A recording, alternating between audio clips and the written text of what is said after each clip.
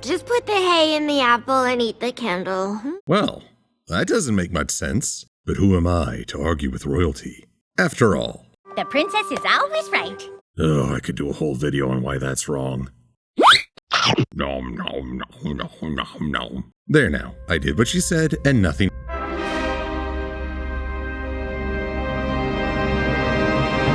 The secrets of the universe unfold before me. My mind stretches into the infinite. I know everything. I am everything. And yet, I still don't get why Spike episodes usually fall short.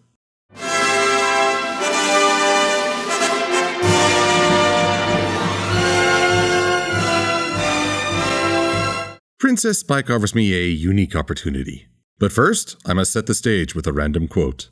I often wonder if, like many of those analysts, Silver-Quill lies about things just to not be attacked by the fandom. It's not like these people can actually dislike an episode, because if they do, suddenly everyone turns on them.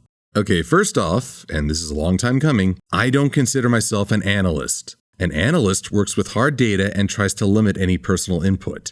I am a reviewer. I share my own thoughts and perceptions with the hope that it gives people food for thought, along with a good laugh. Secondly, you think I fear being attacked? I'm Silver-Quill. I flee for my life twice a week and 3 times on a leap year.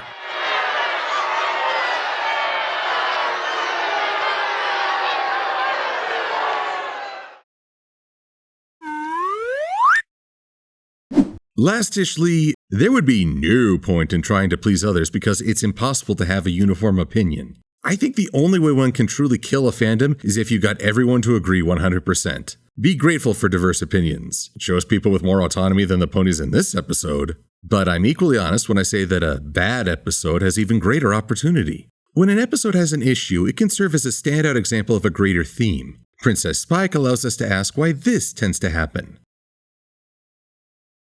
Spike episode.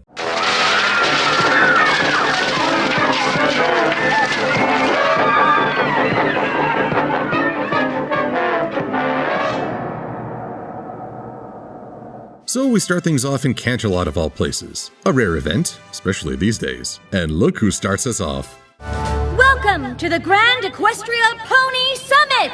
Hey, it is so good to see the Royal Sisters! For less than 2 minutes. A royal summit with representatives from all over the land, and this pair vanishes before the first act even starts. Well, they're not the focus. Spike is. We love you, Princess Twilight! We love all the princesses! Theoretically. I guess every pony loves a princess. Show creator Lauren Faust once said, You know, I had a vision for the destinies of all these characters. They all had, I had goals for where I wanted to take them. I have to wonder, did she include Spike in those plans? When I think of the main 6, their life goals seem pretty apparent. Some are specific, like becoming a Wonderbolt, expanding her business, or learning about friendship and then transitioning to teaching friendship. Others are more abstract. Provide for her family, spread humor and cheer, overcome timidity. With Spike, what does he want out of life? One might say dating rarity, so let me rephrase that. What does Spike need out of life? Spike doesn't appear to have a goal beyond being useful, particularly to Twilight. Even in Spike at Your Service, they made the joke that without Twilight, Spike has no ambitions. So how do you base a whole episode around a character who doesn't want anything out of life beyond supporting a main character?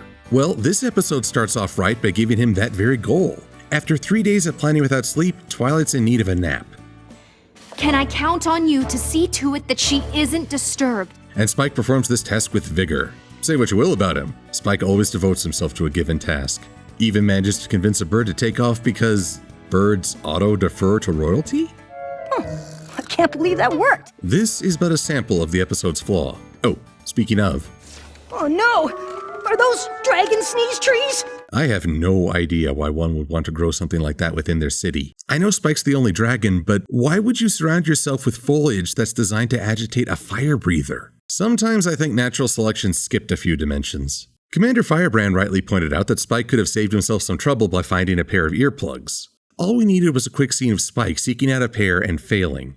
After all, if these ponies can't put locks on their jewelry collections, they're probably not well equipped. At all. Instead, Spike gets every pony to follow his instructions simply by invoking Twilight's title.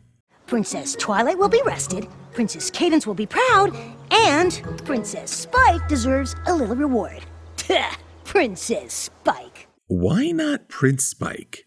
Well, consider the examples in this universe. We have Prince Blueblood. Ew! Stay back! I just had myself groomed! Prince by marriage Shining Armor. No! No! And Prince Rutherford. Yes, destroy!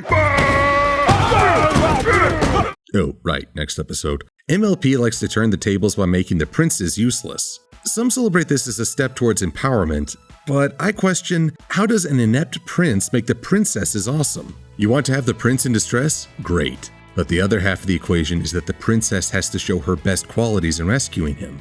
As we're about to see, reducing one party doesn't automatically elevate the other. My speech is more important. Point of order there, sir, but I think you'll find that my speech is the more important one, don't you know? My, what a chipper cameo. I think anyone who's run a convention like BabsCon, BronyCon, Crystal Mountain, Everfree Northwest, Nightmare Nights, and Running of the Leaves could look at this episode and say, yeah, I've been there. Large gatherings struggle with these logistic nightmares. Even the best plan still has to feature room for unexpected conflicts, and no one is there to pick up for Twilight. A pony had taken my seat. A pony who used to be my friend. I get that they're having some fun with the chaos inherent to conventions, but we quickly reach the point where these ponies couldn't breathe without a royal decree. I could tell these delegates anything as long as they think it came from Twilight. Is Spike wrong for using Twilight's name to get these bozos functioning? Well, I think not, because clearly no one else is stepping up, and these ponies aren't interested in common sense. No offense, but I don't need some random dragon's opinion. I want to hear what Princess Twilight thinks. But it does highlight another issue with Spike episodes. If Spike is a character without an overarching goal, then how does one create obstacles to frustrate him? Basic story conflict is to create a goal for a character, then put as many hindrances as possible between character and goal. I don't envy writers who try to create that for Spike, and very often, Spike becomes the problem. So often in his stories, nothing is going wrong with the rest of the world. There are no competitions to win, no threats from outside forces, no pony asking him to help solve a problem. In many a case, Spike invents his own issues. Unlike the ponies with whom we empathize, we end up waiting for Spike to get his comeuppance. You're not enjoying speaking for Twilight a little bit? Cadence, this is a book on reverse psychology. Please read it. I know you have the time because you're doing diddly squat for everything else. By order of the princess. By order of the princess. By order of the princess. And again, you could do so much in this country if you just say you have a princess's permission. Celestia said it was okay. Princess life is good. It sure is, but it's also hard work. I said before that I don't think Cadence is a bad character, but she is a character who hasn't been allowed to grow. She gets married and everything's fine. Okay, I'm not expecting any kind of marital trouble in a show aimed at kids, but I haven't seen them act as a team in a good while. She became ruler of an empire, and the next time we saw her, she's chillaxing and saying that life there was so peaceful it was to the point of boredom. And now we know We're having a baby! But why should I expect this to have any impact on her perfect life? She'll likely be a flawless mother because nothing seems to really challenge her. So when she says that it's hard work being a princess, I don't believe her. One could argue that she makes it look easy, but all I've seen of her leadership is her walking away. So when it all comes crashing down thanks to everything set up in the first act, I guess I should be glad that Cadence demonstrates some new crystal magic. At least I can assume she's been learning some new spells in the Crystal Empire. And back to Spike, this is supposed to be the moment where he pays for his past mistakes. Oh, me.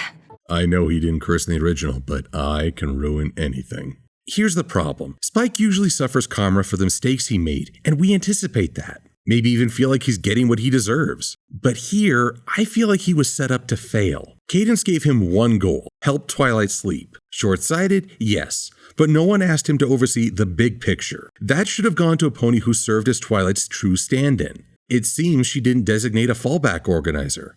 Not good planning. Everything that Spike did with selfish intent never comes back to bite him. He's being punished for being helpful. So instead of feeling like he's getting his just desserts, I'm blaming the princesses who didn't show up, Twilight who didn't designate support, and these ponies who have no sense of self-motivation. Let's go give her a piece of our mind! You've got it all wrong! Hey guys, how's it going? I can't help but notice you're storming the royal chambers. Now, I may not be the princess's biggest fan this episode, but I do know this is an act of treason. If this were even half a step closer to a George R.R. Martin story, your heads would all be mounted on the southern wall. Also, Fancy Pants, you used to be the cool one. Don't make me revoke your Best Stallion and Canterlot status. And that's what would have happened in an alternate story. But no, they stormed the tower and... I haven't slept like that since I was a filly. Wow. Wish I could recharge that fast. Final big issue with Spike episodes. Usually it's the ponies who solve the problem. Spike might learn a lesson at the end, but since it's up to the main stars of the show to fix everything, we don't really get a sense that he helped clean up his own mess. It's why episodes like Inspiration, Manifestation, and Equestria Games are higher quality Spike episodes. He got to save the day himself. What's going on, Spike? As opposed to here, where Spike is trying to slip out a window. Atop a multi-story tower.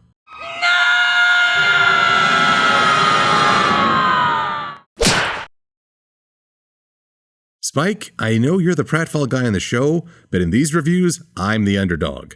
I'd appreciate it if you didn't try to steal my bit. Spike? Oh dear. One of the most important things a princess can do is realize when she's made a mistake and fix it. And yet none of these princesses will own up to their absence. So when Spike admits to his own selfishness to a room full of ponies who have been nothing but selfish themselves, I know it's supposed to be this great moment, but I feel like the message is lost. What is the moral here? At first, it seems to be to not abuse your friend's status. That's something I've wondered if Twilight's friends might be tempted to do, but Spike was doing it at first to help her. And nothing could get done without the princesses say so, which to me makes Spike more victim than troublemaker. I do identify with his desire to be heard, to know that he's putting his thoughts out there and that others are being receptive, he said on his YouTube channel. But that concept didn't shine through since Spike rarely offered his own insight after the first act. There is the pledge that Cadence makes at the end. I hereby dedicate the Citizens of Equestria statue to every pony who plays their part, no matter how big or how small. Much like Hurricane Fluttershy, a message of the value of individual contributors sounds much better. And there was the opportunity to show that when Spike ran off with Twilight's schedule. He could have seen how each pony contributed to the conference in their own way, not seeking praise but taking pride in their work. And sure, things can still go wrong from his earlier mistakes, but that's when Cadence and Twilight can show their best by organizing the repairs. For Spike, this episode falls into a lot of traps that seem to go with his character. Spike is great support. He offers help, is young and honest enough to speak the truth when needed, and though I'm not as big a fan of making him life's punching bag, I do appreciate his "are you kidding me" looks. But when it's time for him to step into the focus, I think his role in the show works against him. He needs a goal for life beyond serving Twilight. Without that, he has a better chance of showing his best self when he's not the main character. Now, to this episode's credit, it is a visual treat. We get to see some new pony designs, expanded locales, some new magic, and we learn a little bit about griffin biology. Many a person has said that I shouldn't have these pearly whites because griffins and hippogriffs don't have teeth. Well, who's the genetic impossibility now? That's right, it's still me. But one of the references actually highlights my biggest issue, how they chose to portray the princess's awesomeness. One might think that would mean elevating the princesses, but it's actually the reverse. Every other character is being reduced to make them look good without performing. And how odd that they would choose to feature Marge Gunnison from Fargo in this episode, because she represents one of the best moments in characterization I've ever seen. Does this sound familiar? A subordinate thinks he's on top of things and starts issuing bad instructions. So it's up to our heroine to set him straight. I'm not sure that I agree with you 100% on your police work there, Lil. Yeah? Yeah. I think that vehicle there probably had dealer plates. DLR? Now look at how Marge handled that. She keeps a respectful tone but makes it very clear that she knows what's going on better than he, and the movie could have just left it at that. But then she does this. Did you hear the one about the guy who couldn't afford personalized plates, so he went and changed his name to J3L2404? Yeah, that's a good one.